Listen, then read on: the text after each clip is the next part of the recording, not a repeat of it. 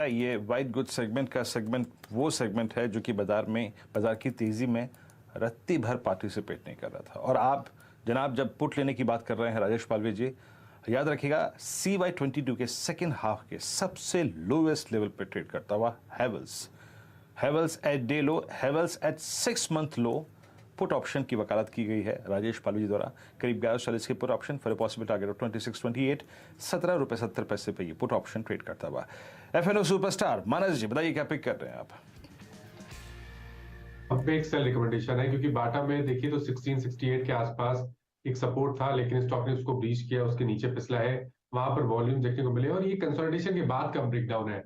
I think यहाँ पर गिरावट और बढ़ सकती है। अब फ्यूचर में हमें बिकवाली करनी है, जो कि डिस्काउंट में चल रहा है 1655 के आसपास फ्यूचर चल रहा है, तो वहां बिकवाली करेंगे। 1676 का आपको स्टॉप लॉस रखना है, तो करीब करीब 20 रुपए का रिस्क है।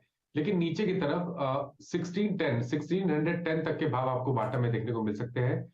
ऑप्शन ट्रेड भी ले सकते हैं, जो कि 1660 का पुट ऑप्शन है, वहां पर आप खरीदारी करिए।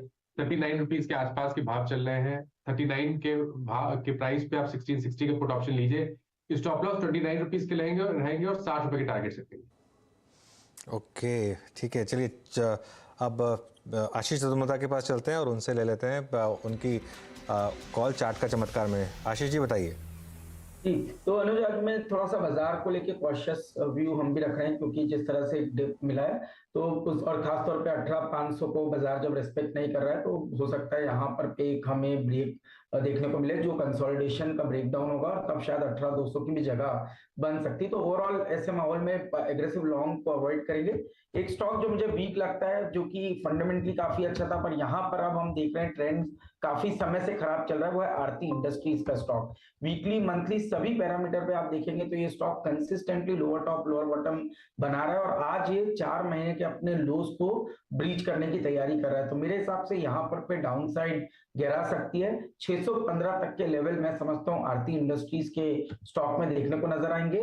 655 के स्टॉप लॉस के साथ आरती इंडस्ट्रीज मुझे एक वीक कैंडिडेट लगता है। तो अगर से कोई लॉन्ग साइड पे इस स्टॉक में बना है तो यहाँ से मुझे लगता है थोड़ी गिरावट बनेगी। पोजीशन को हल्की करने की सलाह इन लेवल्स पे मेरी आरती इंडस्ट्रीज पर रहेगी। ओके, आरती इंडस्ट्रीज पर एक सलाह रहेगी इस समय पोजीशन हल्की करने की। मिड कैप फंडा राजेश अग्रवाल जी की तरफ से। राजेश जी देखिए, जो स्टॉक हमने चुना है वो अभी हम लोग थोड़ी देर पहले ऑटो की बात कर रहे थे, तो ऑटो से रिलेटेड कंपनी है सीएट टायर्स। मुझे लगता है कि वहाँ पे ध्यान देना चाहिए। वॉल्यूम ग्रोथ बहुत अच्छी नज़र आ रही है, कारण कि एक तो ऑटो के नंबर्स बेहतर आ रहे हैं, दूसरे रिप्लेसमेंट डिमांड बढ़ती हुई नज़र आ रही है।